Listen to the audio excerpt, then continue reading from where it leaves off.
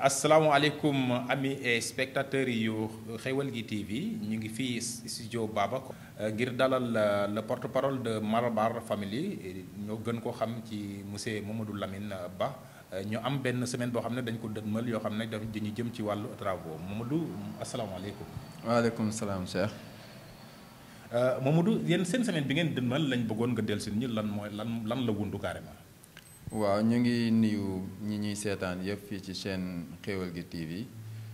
yëngu yooyu ñu nar a jëm association Malabar Family bi nga xam ne man maa yor seen kàddu ñun ñoo ko organisé yëngu yooyu mooy lan mooy semaine bu ñu tuddee semaine des jeunes pour l'entrepreneuriat et le développement durable mu nekk juróom-ñaari fanu tàggatu boo xam ne dañ ko jagleel ndaw ñi ak képp ki nga xam ne yaa ngi métier bi jëm ci suñuy atelier de formation di ci yëngu te mu laaj nga gën cee am xam-xam boo xam ne di nga ko xóotal ngir mu mën la jëriñaale ñi nga xam ne ñoom ñoo la wër donc mu nekk semaine des jeunes pour l'entrepreneuriat et le développement ñi koy organiser incha allah du 8 au 14 août bii ñu jëm. jërëjëf kaddu yi tontu yi leer na foofu waaye est-ce que mën ngaa dellu ci modèles yi nga xam ne war nañ ko aborder ci durant cette semaine là. waaw comme ay tàggatu la ñuy wax jar nañu leeral lan la ñuy tàggat ndaw ñi. li ñu leen di tàggat ay atelier de formation la yu jëm ci wàllu vidéo wala photographie wala musique assistée par l'ordinateur wala li ñu tuddee infographie donc ay atelier de formation la yoo xam ne tey dafa nekk lu am solo ci jamono nit mën ko parce que daf lay jox non seulement xarañte mais tamit boo ko toppatoowee aussi mën na la suqali donc moo waral ñu tànn loolu mu jege tamit ak ñun lu ñuy wuyoo suñu tur li ñuy wuyoo mooy nous sommes une association culturelle te tey boo nee culture art bi daf ciy génn te tey boo nee infographie di nga ci tudd art boo nee musique di nga ci tudd art boo waxee tamit photo ak vidéo dina am art donc loolu daal lañ tëxëñ jox def ko muy ñeenti atelier de formation yoo xam ne incha allah du 8 au 14 fas yéene nañ ko dérouler fii ci département de Nioro. mais est-ce que ku wax amit formation wala atelier de ay mbiru tàggatu da nga mën nañoo laal un peu niveau bi ndax yéen da ngeen di jël ay nit ñoo xam ne mosuñ koo def ngeen initier leen wala ñu ci nekkoon ba pare ngeen di jël pour approfondir seen capacité. waaw loolu am na solo pour ñu leeral ko parce que dañoo nekk ci benn approche boo xam ne tey jii dañ ko tuddee approche boo xam ne ndaw ñi ci am tàggatu bëriwul te boo seetloo par rapport ak suñu gox ñi ci am niveau d'étude bu élevé tey ñi ci am bac bëri na tey le plus souvent am na ñoo xam ne bu ñu demee université mënuñ tenir ak rigueur université dañuy bàyyi foofu seen njàng ñëwaat toog le plus souvent da nga leen di gis ñu nekk ci ay chantier di dem di menee baro wala affaire yu demee noonu donc ñooñu aussi bëgg nañ leen orienter kon ñoom mosu ñoo def li ñuy def bëgg nañ leen orienter wan leen ne boo ko demee ba am yeneen niveau yi te nga xam ne mënatoo dem am na yeneen métiers yi nga xam ne ñu ngi fi boo ci tàggatoo ba am ci laame suba mën na la assurer li nga xam ne moom nga séntu woon sa njàng te yàlla dogalu ko ci loolu aussi am na ñi nga xam ne ñu ngi koy fowee ñu ngi koy def ndax tey boo xoolee yi ñu def modèle yi ñuy def nii yëpp nit ñi ñu ngi koy utiliser ci seen dund tey photo vidéo nit ñi ñu ngi koy def ci seen ay téléphone ci seen ay application wala ci seen ay ordinateur donc mais li nga xam ne ñoom moom lañ ci war a xam dëgg-dëgg pour mu jëriñ leen loolu il faut que quelqu'un de qualifié ñu tuddee ko les consultants ñi nga xam ne ñoom ñooy formateurs yi ñoom ñoo la ci mën a wax li nga xam ne suba di nga tax boo ko doon fowee sax dootoo ko fowee xam ne li war na mën a nekk gagne-pain. kon ci cible bi am na ñoo xam ne am nañ déjà un acquis d'abord ak ñoo xam ne dañ leen di initier. dañ leen di initier ba pare utal leen tamit perspective pour fa ñu jëm parce que li ñuy wax l'appétit vient en mangeant boo ñëwee tey nga xool gis ne lii ngay def nii kat am na fu mu la mën a yóbbu am na ñu ci nekk di suturlawu donc boo ci duggee am na perspective bu lay xaar parce que 7 jours de formation rek doyut donc di nga am attestation buy wane ne def nga formation am nga goût bi te xam nga fu nga war a jëm donc li ci des aussi buñ ci lëkkaloo rek yàlla mën na dogal suba nga am ci loo xam ne teraanga lay doon. formation bi da ngeen am un nombre limité wala c'est élargi à tout le monde. waaw ci projet bi nga xam ne moom lañ soumettre ba ñu mën ñu ko accorder 25 personnes lañ ne la ñuy former mais puisque ñun xam nañ affaire bi nu mu taree fii bu ñu amoon 100 sax dañ leen di former li ñuy ñaan rek mooy kenn ku ci ne dem au-delà de ñun suñuy attente maanaam xam ne kenn ku ci ne tey droit la ak devoir la ci yow nga war a am tàggatu bi nga xam ne moo lay permettre li ngay xund mu nekk chômage bi li ngay xund mooy ñàkk liggéey bi li ngay xund mooy am sa bac ba pare te mënuloo am foo exercer nga mën a xam ne yow mun nga ko jëlal en charge sa bopp ba mën a génn ci galère bi nga xam ne moom moo tënk ñu bëri si ñun. mais monsieur Ba ñun Nioro lañ nekk ñu ngi ci période hivernage aussi est-ce que yéen a ngi xalaat anticiper ci horaire yi nga xam ne moom la formation bi war a tëddee ndax travaux champêtres yi ñu ngi fi tamit nit ñi ngeen ciblé wax dëgg yàlla am na ñu si nekk ci tool yi. waaw loolu moom ay paramètres la yoo xam ne booy bëggee def dara di nga ko bàyyi xel ci ni ngay tëggee ak période bi ngay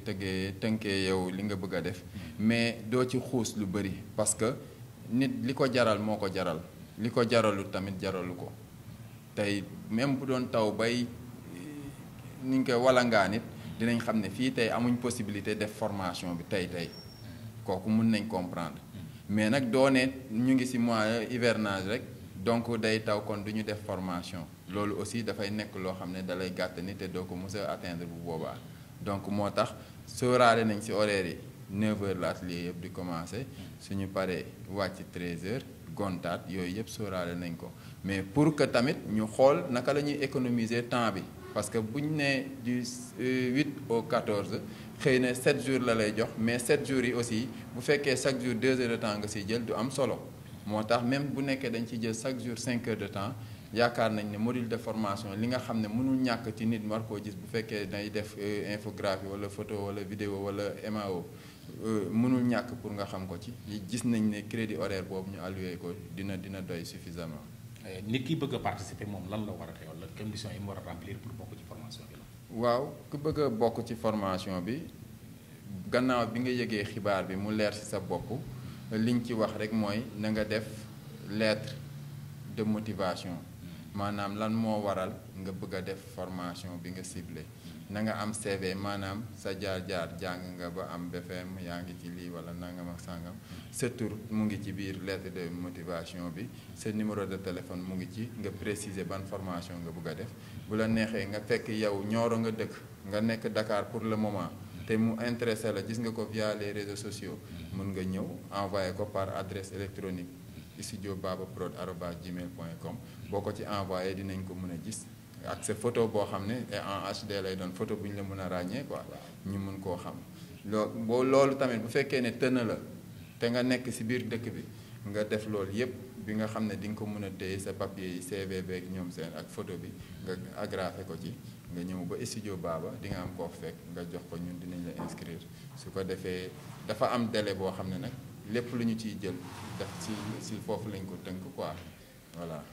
formation bi xëy la ak ngont yéen a ngi jël ay mag wala ay xale ça dépend ci âge bi nga xam ne ñoom lañ jël ñoo remplir conditions yi ndax dafa am per diem boo xam ne da ngeen koy joxe njëgu guru wala transport. waaw loolu moom amu ci parce que bu ñu waxantee dëgg rek kaa ñu formé la kooku moom bu ñu la nee kaa ñu formé la ba pare jox la dara day am leneen lu muy ndiroo bëggoon nañ ko nag parce que xam nañ conditions yi posé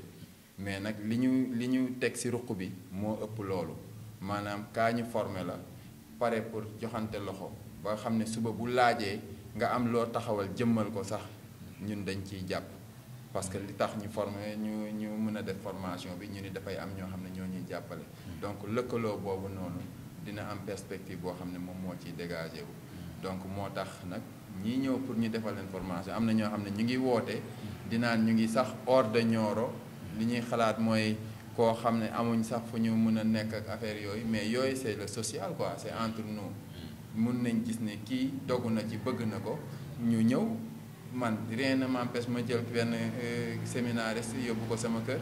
ñuy bokk di fanaan bokk di xëy di àndandoo di dem ñëw 7 jours yi pare dafay nekkaat beneen sax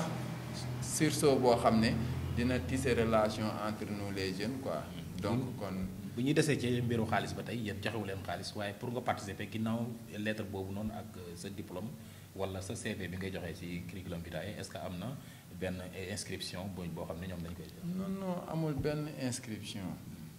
ci wàllu xaalis maanaam xaalis bi ngay joxe pour mën a bokk amu ci laajuñ kenn dara li ñuy wax bind nañ ko ci affiche yi c'est gratuit ñun dañ nekk ay ndaw yoo xam ne dañoo toog bëgg a développer suñu gox te gis nañ ne développement li si jiitu mooy kenn ku ci nekk mën a am xëy mais nag xëy mënoo xëy rek am ko il faut nga tàggatu am loo xam ne di nga doon taalibeem ngir mën a doon ab sëriñ ci benn ruq léegi nag sëriñ boobu ngay bëgg a doon loolu lañ lay bëgg a former léegi nag formation boobu ñu jox la ñun dañoo toog ñu nit former suñu bopp former suñuy membre ba xam lan moo ci nekk njëriñ bi donc ñu ñëw bëgg ko wasaare xam tamit jàngoro suñu gox parce que ñu ci bëri ñu ngi fi amuñu liggéey ñu ngi toog ci garab yi di naan ataaya ñu ngi nekk ci chantier yi ñi ci nga xam ne ñu ngi bëgg lu ñu am ñu ngi nekk ci chantier yi dañ leen di gis des étudiants ñu am seen bac ba pare topp di manœuvre te am na loo xam ne tey mën nañ leen ci recaser parce que c'est vrai problème bi am te ñu gis ko mooy que ne boo seetloo boo demee ba am sa bac da ngay yaakaar ne fu mu toll nii te sax loolu mooy am mënatoo demaat dal baa ci beneen métier parce que métier tamit xale la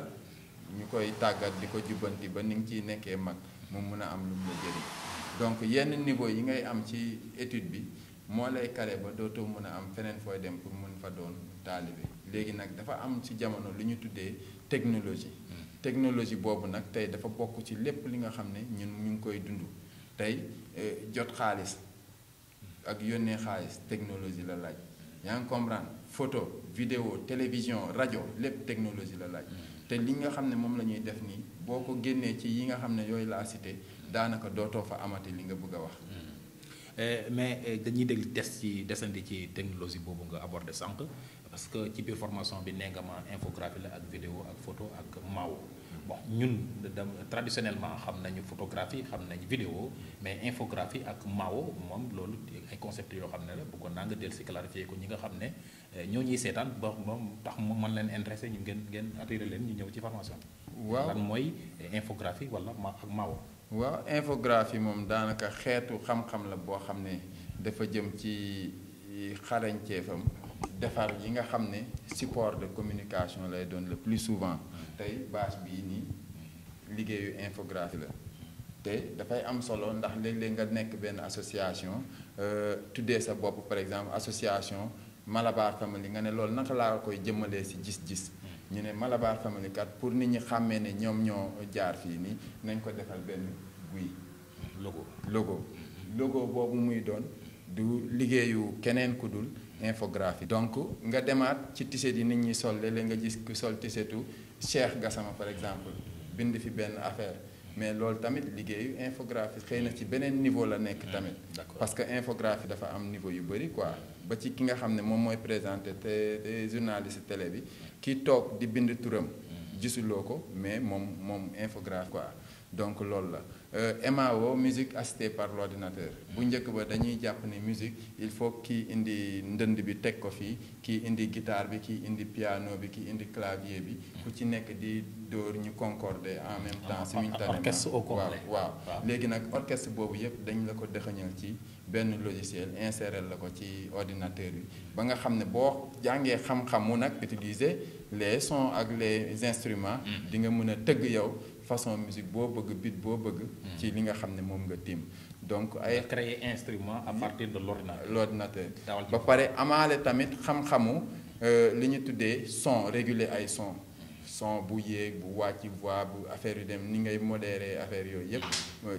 loolu dañ ko ci defaale ci musique assistée par l'ordinateur am na solo kon mbokk yi Xeweul gi TV yéen a ko déggandoor kon formation baa ngi noonu du 8 au 14 la fii lay xewee ci Nioro ci studio Baba Malabar Family ñoo ko organisé donc seen cible bi mooy ils ont besoin de 25 personnes kon loolu mooy appel bi ñi ko soxla mën nañoo def seen lettre de motivation boole ko seen photo HD ak seen curriculum vitae dañuy continuer sunu émission toujours monsieur Ba 25 personnes yooyu ngeen war a former seen profil de sortie lan la ak lan la ñuy génnee bu ñu paree ci formation bi. waaw formation bi gannaaw bi ñu ko defee ba pare dina am li ñuy tuddee attestation de formation mooy kenn ku ci nekk atelier bi nga def ñu wane ne yow defal nañ la formation ci atelier bi nga soxla su ko defee ñi nga xam ne ñoom ñoo la formé aussi dinañ ko signer pour wane ne ñoom effectivement defal nañ la formation boobu donc perspective bi nag moom mooy boo defee loolu ba am ci goût yow nag nga jéem a xool naka ngay def ba mën a fexe ba loolu nga am noonu nga mun koo def mobiliser ba suba mu mun la permettre nga conquérir beneen niveau mooy niveau entrepreneuriat boobu. mais li ma ci bëggoon a leeral rek boo ma ko permettre mooy li tax genre formation yu mel ni am njëriñ mooy que ne en dehors sax de savoir faire bi xarañ gi ñu lay tàggat bu weesoo loolu dafa am lu ñuy tuddee tey jii ci jamono dérive des réseaux sociaux da ngay gis ku photo nit fekk mu ngi dee nga yàkkamti koo dugal même boo dee photographe sax affaire boobu dafay choqué kenn ki koy seetaan parce que li muy njëkk a def ci xel bi mooy kii temps bi mu jël di ko photo walla di ko caméra su jëloon temps boobu pour xeetali ko kon du dee donc kon am na loo xam ne dañ ko war a jàngalaat ñi nekk ci métier boobu noonu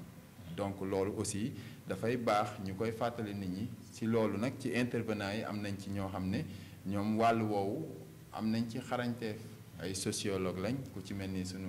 mag Mame Malick Ba dina intervenir ci formation yi gérer loolu clarification concept photographe image ak vidéo xamal leen ne vidéo dafa sensible image dafa sensible kon métier photographe wala métier caméraman warul nekk métier boo xam ne da nga koy def rek pour génnee image di ko tasaare mais da nga koy def aussi pour jéem a protéger intégrité moom ay gën a xam ci loolu donc bu ñëwee incha allah dina ko développer ñeneen ñi aussi dañoo xarañ liggéey ak ay ONG yu am solo ci dëkk bi ñoom it dinañ ñëw def seen prestation ci sunu ndaw yi nga xam ne ñoom la ñu war a tàggat donc profil de sortie bi daal bëgg nañ ñu former des jeunes conscients ci métier bu ñu ne responsable aussi pour avenir u métier boobu. Et avant le mot de la fin est-ce que yéen a ngi ci en perspective yi nga dugg ba léegi bu ma ci inscrire est-ce que am nga yeneen formation type de formation yoo xam ne ñu ngi war a ñëw à part bi. waaw loolu moom dañuy ñaan yàlla rek yàlla may ñu fan yu gudd ak wér gu yaram ak jot parce que cadre bi ñu nekk nii dynamique bi ñu nekk nii mooy dynamique gu former les jeunes ba pare capacité leen ba pare jéem leen a wutal nag employabilité. si loolu lañ nekk te yaakaar naa incha allah bu fekkee ne si li ñu nekk nii ndog dugg ci dinañ gis